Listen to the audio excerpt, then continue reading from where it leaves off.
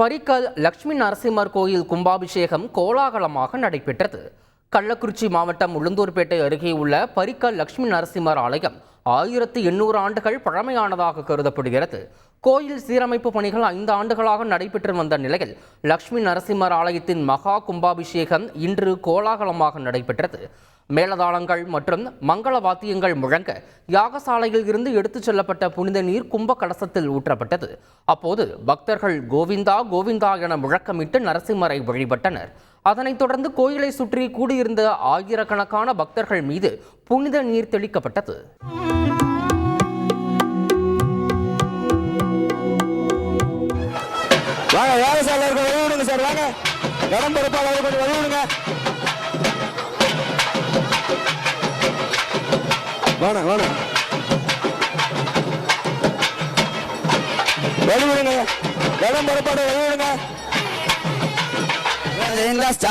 ராஷ்டிரம் தாரயதான் த்ருவம் த்ருவம் த்ருவேண அபிஷாபிஷோமம் விஷாரதே பதம் சமூடமஸ்ய பாகம் ஸ்ரே